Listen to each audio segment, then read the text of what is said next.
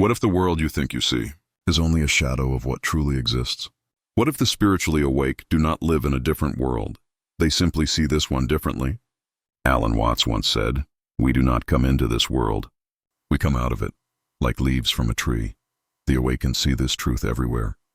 They see life not as a battlefield, but as a dance, a divine rhythm where light and darkness, joy and pain exist not as enemies, but as partners in the eternal movement of being.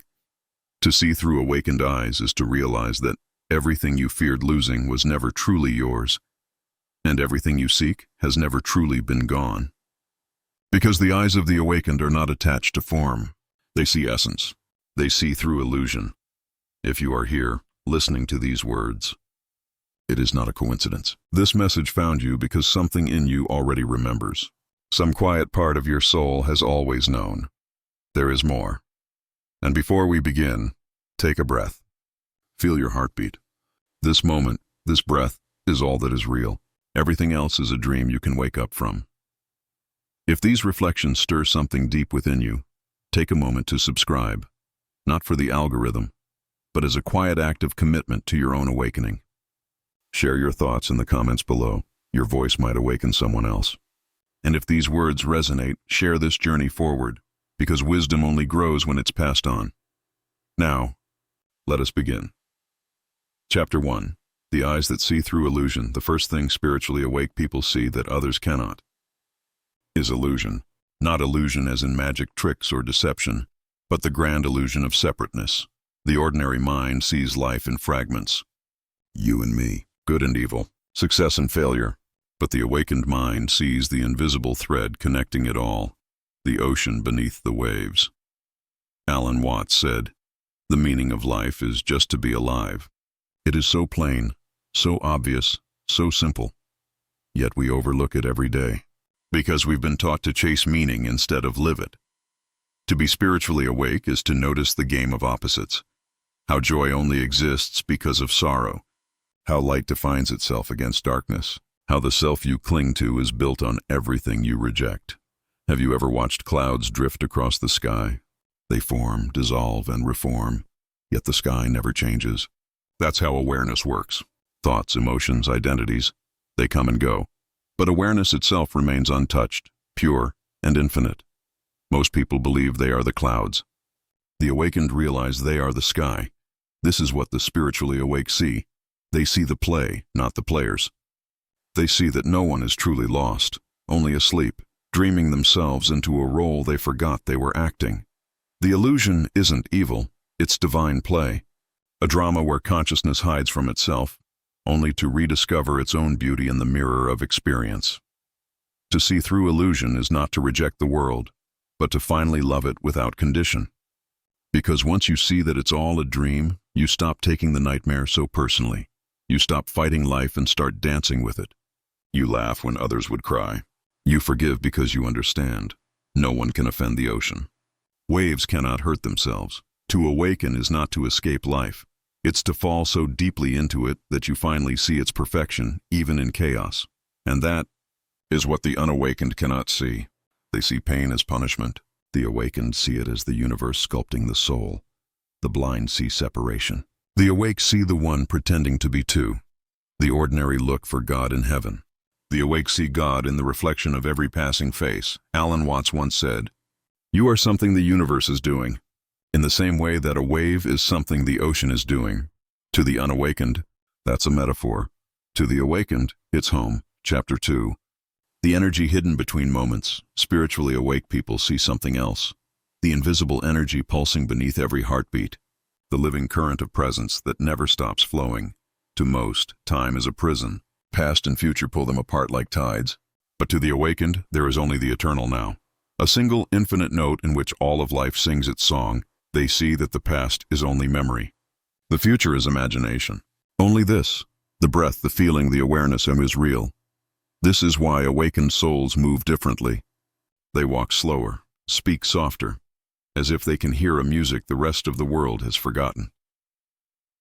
When Alan Watts spoke of presence, he wasn't teaching an idea. He was inviting us to dance with life as it is. He said, "This is the real secret of life, to be completely engaged with what you are doing in the here and now. The spiritually awake see energy not as mystical light, but as awareness itself vibrating through all forms. They sense when a room feels heavy or alive. They feel when words carry truth or only noise. They see how everything they think, say, and do ripples outward into the great field of being. Have you ever noticed how your mood changes a room? That's energy. You don't see it, but you feel it. The awake are sensitive to this current, not as victims but as instruments.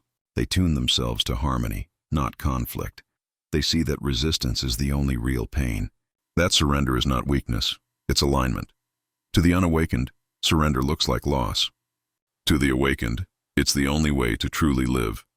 Imagine water trying to fight the river that carries it. That's how most people live. The awake simply float, not aimlessly, but with deep trust in the intelligence of the current. That current is what some call God, others call Tao, and Watts called simply the happening of life. The awake do not control it.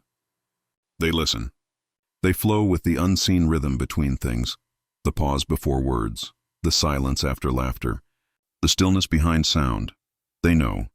The secret of life is not in doing, but in being deeply aware while life does itself through you. Chapter 3. The Mirror of Others. There is a moment in every awakening when you realize no one you meet is really other. Every person, every conversation, every conflict is simply life showing you another part of yourself. Alan Watts said, "We do not come into this world. We come out of it. And if we come out of the world, then everyone you see is another face of the same reality." The unawakened live in mirrors, but never recognize their reflection. They react, defend, blame, not realizing that what they fight in others is the very thing they've refused to see in themselves. The spiritually awake look into these mirrors and smile. Not out of superiority, but out of compassion. They see that anger, judgment, and cruelty are simply masks for pain. Have you ever noticed how the people who hurt you most are often the ones who suffer in silence? The awake see that, without judgment. They understand that love is not always agreement, and forgiveness is not the same as permission. To the unawakened, others are obstacles or tools. To the awake, others are teachers. Each soul you encounter is a message. Each argument, a reflection of your hidden wound. Each act of love, a reminder of your divine nature. The spiritually awake no longer ask, "Why is this happening to me?" They ask, "What part of me is life trying to show me right now?" Watts often compared the world to a game of hide and seek. Consciousness hides in 1,000 faces, pretending to forget itself, just for the joy of rediscovering its own beauty. When you realize this, relationships change forever. You stop trying to fix people. You stop trying to prove your worth. You begin to see that every connection is sacred, even the painful ones, because each one reflects a truth. Have you ever looked into someone's eyes and felt like time disappeared? Like you weren't two people, but one awareness looking at itself? That's not romance, it's recognition. The soul seeing the soul. Spiritually awake people live in that space. They walk through the world knowing that every person they meet is consciousness wearing a different mask. This doesn't mean they avoid boundaries, quite the opposite. They understand boundaries as acts of love, not walls of fear. They know they can love someone and still say no. They can walk away without closing their heart. To be awake is to see that every encounter is a chance to meet yourself in a new form. Alan Watts said, "When you meet another person, you are meeting yourself in a different disguise. And once you understand that, the way you treat others becomes the way you treat your own soul." Imagine walking through life this way. Every stranger a reflection. Every friend a mirror. Every hurt a hidden doorway into understanding. Most people defend themselves against reflection. They fear what they might see, but the awake welcome it, because they know seeing yourself clearly is liberation.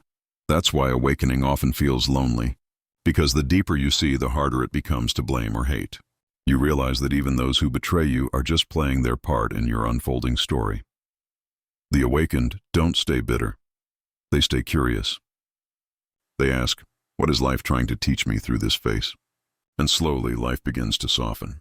The same people who once triggered you now awaken compassion. The same words that once wounded you now teach you detachment. In this way, every human becomes your mirror. Every reflection becomes sacred. and the line between me and you begins to dissolve like morning fog. So what do the spiritually awake see that others cannot? They see through judgment into understanding. They see through pain into purpose. They see through others into themselves, and when you see that, truly see it, you can no longer live asleep. You can only love deeper, walk gentler, and see the divine shining through every pair of eyes you meet. Because ultimately, there are no others. There is only one vast consciousness playing all the parts perfectly. And when you know this, you stop trying to change the world. You simply begin to love it awake. Chapter 4. The Dance Between Control and Surrender. There is a strange truth that spiritually awake people come to see, that the harder you try to control life, the more it slips through your fingers like water, and the moment you surrender, life begins to flow effortlessly in your favor. Alan Watts often said, "To let go is to truly be in control." It sounds paradoxical, doesn't it? But to those who have awakened, this paradox becomes the foundation of peace. Most people spend their lives trying to shape reality to match their desires and fears. They plan, they calculate, they cling. They fight against the tide of existence, believing that peace will come only when everything finally goes their way. But spiritually awake souls know something deeper. Life has its own intelligence, a vast unseen wisdom guiding every unfolding, every failure, every delay, every detour. To the unawakened, surrender looks like defeat. To the awakened, surrender is participation in something infinitely wiser than the human mind. They see that control is an illusion. You cannot control the ocean, but you can learn to surf its waves. And in doing so, you become free. The more the ego tries to dominate, the more anxiety it creates, because the ego is like a clenched fist trying to hold wind. The tighter it grasps, the more it loses. But when the spiritually awake let go, not out of apathy, but out of trust, they discover a new kind of power. Not the power of force, but the power of alignment. Imagine a leaf floating on a river. It doesn't fight the current, yet it always ends up exactly where it needs to be. That's what awakening feels like. The mind stops arguing with life, and life begins to reveal its quiet perfection. Have you ever noticed how the best things in life often happen when you stop chasing them? When you release control, you create space for grace to move, Alan Watts said. The more you try to control something, the more it controls you. The awakened understand this not as philosophy, but as lived experience. They've watched how plans collapse only to reveal better paths. They've seen how rejection becomes redirection. They've learned that chaos, too, serves a purpose. To those still asleep, surrender feels like death. But to the awakened, it is rebirth. Because what dies in surrender is not life. It's the illusion of being separate from life. When you stop insisting that reality must obey you, you begin to see that it has always been on your side. Have you ever stood under the rain and suddenly stopped running for cover? You get soaked, but you laugh, because the fear dissolves, and the moment becomes real again. That's surrender. Control is a cage. Surrender is the open sky. And once you taste that freedom, you can never go back. The spiritually awake are not passive. They act when it's time to act, but their actions rise from stillness, not struggle. They move with the music of life, not against it. There is a rhythm to existence, an invisible pulse beating through everything. When you surrender, you begin to hear it. And once you hear it, you dance. Watts often described this as the wisdom of insecurity. To live without clinging, without knowing. To float in the mystery and trust that the universe knows the steps. And that's what the spiritually awake see that others cannot. That surrender is not loss, it's the return to flow. That life is not a problem to solve, but a song to be played. When you stop trying to make everything certain, you make room for wonder. When you stop grasping for control, you finally begin to live. And perhaps the deepest truth is this: the universe has always been guiding you. Even the moments that broke you were part of the choreography. When you awaken, you stop asking, "Why is this happening to me?" and begin whispering, "Thank you, life, for showing me this too." You learn to trust the unseen timing of things. You realize that every ending is simply another beginning wearing a disguise. And you begin to see your life not as a sequence of mistakes, but as a masterpiece in motion. So let go. Let the tide take you. Because the spiritually awake know you were never the one swimming, you were always the ocean. Chapter 5. Seeing through the illusion of separation, what the spiritually awake perceive. that others cannot, is that there is no you and the world. There is only one continuous dance, a single flowing event that we, through habit and language, have divided into self and other. Alan Watts often described this illusion as the skin-encapsulated ego, the false belief that you are a little being, locked inside a bag of flesh, standing apart from the trees, the rivers, the stars. But look closer, he would say. Where does the body end and the world begin? The air you breathe becomes your blood. The food you eat becomes your skin. The warmth of the sun shapes your very heartbeat. So where exactly is the boundary? Spiritually awake souls see this clearly, that the line between I and everything else is imaginary. They see that we are not in the universe. We are the universe experiencing itself through a human lens. To those still asleep, this sounds poetic but impractical. To the awakened, it is reality itself. Because once you see this, life ceases to be a battle and becomes a relationship, a conversation between being and becoming. Alan Watts once said, "We do not come into this world. We come out of it, like leaves from a tree." That simple realization changes everything. When you know you are the tree, you stop fearing the fall of a leaf. When you know you are the ocean, you stop fearing the crash of a single wave. This is the secret vision of the awakened. They see unity where others see duality. They see harmony beneath conflict, connection beneath loneliness. Have you ever felt a moment so profound that the edges of you seem to dissolve? Perhaps while watching the sunset or hearing a piece of music that moved your soul. That is not imagination. That is reality breaking through the walls of illusion. In those rare moments, you glimpse the truth. You are not watching life. You are life. The spiritually awake dwell in that awareness more and more until it becomes their natural state. They no longer look at others as them, but as extensions of the same whole. They see every face as a reflection of one consciousness wearing billions of disguises. When you reach that understanding, compassion is no longer a virtue. It becomes instinct. Because how could you harm another once you realize there is no other? This is why awakened people radiate peace. Not because life stopped being difficult, but because they stopped fighting the illusion of division. They look at the chaos of the world and still whisper, "It's all part of the same unfolding." Most people live in the trance of separation, chasing belonging, craving love, never realizing that the belonging they seek was never lost. The spiritually awake don't need to seek connection. They simply remember it. Every sound, every shadow, every stranger becomes a mirror, reminding them of the oneness that was always there. Alan Watts explained this beautifully. We are the aperture through which the universe looks at itself. The awakened live from that knowing. They see through the eyes of life itself. To them, every ordinary moment becomes sacred. A bird's song, a breeze through a curtain, the laughter of a child. These are not in the world. They are the world speaking to itself. They no longer ask, "Who am I?" But instead, "What is life seeing through me right now?" It's a radical shift, from existing as a separate observer to participating as the totality. And that shift brings peace, because it ends the illusion of loneliness. Have you ever felt that aching sense of being disconnected, as though you were standing outside of life, looking in through glass?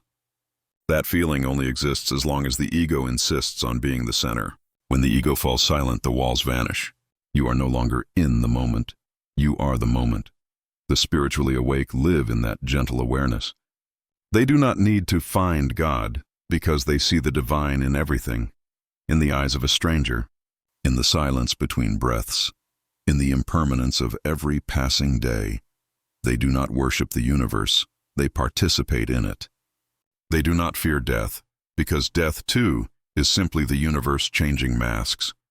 Imagine the ocean playing a game of hide and seek, dividing itself into waves, forgetting that it was always whole. Each wave thinks it's alone until it crashes and returns to the sea. That's what awakening is, remembering you were the sea all along. Those who are spiritually awake move through the world lightly. They no longer defend their identities so fiercely, because they know identity is just a costume. They no longer try to win the game, because they understand that the game itself was always love disguised as experience. And that's the vision they hold, what they see that others cannot. That separation is the dream. and unity is the waking state. Once you glimpse that truth, you can never fully forget it. It echoes through your thoughts, softens your judgments, and fills your heart with quiet awe. Because to be spiritually awake is not to escape the world. It is to finally see it clearly. Chapter 6. The return to simplicity and joy. The final thing that spiritually awake people see, which others often overlook, is that enlightenment is not some distant mountain to climb. It is not found in sacred books or whispered only by monks behind stone walls. It is in the act of breathing. It is in the taste of water. It is in the way sunlight touches your face without asking for permission. Alan Watts often said, "The meaning of life is just to be alive." Yet, most people are so busy searching for meaning that they overlook the miracle of being itself. The spiritually awake have stopped searching. They are no longer desperate to become something, because they have realized they already are everything they were seeking. To them, simplicity is not a loss, it is liberation. They live as though life itself were art. They walk slowly, speak softly, and laugh often. They understand that seriousness is the mask of fear, and that joy is not childish, it is divine. Most of us confuse complexity with intelligence. We think wisdom must sound complicated and that joy must be earned after suffering. But the awakened know the simplest things hold the deepest truth. A tree doesn't strive to be important. A bird doesn't meditate to learn how to fly. They simply express what they are, and that is enough. So, what if you stopped striving for a moment? What if instead of trying to become spiritual, you allowed yourself to notice that you already are? What if, instead of building a perfect life, you began to play with the one you have? Alan Watts often compared life to music. You don't dance to get to the end of the song, you dance because dancing is the point. Spiritually awake people live in that rhythm. They no longer see life as a problem to solve, but as a melody to move with. When they face challenges, they don't resist them. They understand that the low notes make the high ones more beautiful. They see loss as part of the song, and endings as beginnings wearing new names. The awakened see beauty in imperfection. They no longer chase perfection, because they know it was never real. They smile at the cracks in their hearts, because that's where the light enters. They no longer try to fix themselves. They learn to love themselves as they are. They see that happiness is not something you achieve, but something you allow. It blooms naturally when you stop fighting what is. Have you ever noticed how effortless children are? How they laugh at nothing, run without destination, and cry without shame? That is spiritual clarity before the world teaches them fear. The spiritually awake return to that same innocence, but this time consciously. They rediscover what they lost, not by escaping life, but by falling back in love with it. Alan Watts said, "You are an aperture through which the universe is looking at itself and exploring itself." So, when you smile at the sky, it is the universe smiling back. When you sit in silence and feel peace, it is life recognizing itself in you. The awakened see life as a mirror hall of divine play. Each soul reflecting another, each experience part of the same cosmic game. And they laugh, not because life is easy, but because they finally understand its joke, that we took it too seriously all along. They walk lightly because they know this is all temporary, and that's what makes it precious. They love deeply because they know nothing is truly lost, only transformed. The spiritually awake are not distant or detached. They are profoundly alive. They taste more fully, listen more deeply, and love without calculation. They no longer ask, "What do I gain from this?" but "How does this moment move through me?" They can cry and still smile through tears because they understand that sorrow and joy are two colors painting the same canvas. So what do spiritually awake people see that others cannot? They see that everything is already complete. They see that the only real tragedy is forgetting to be here now.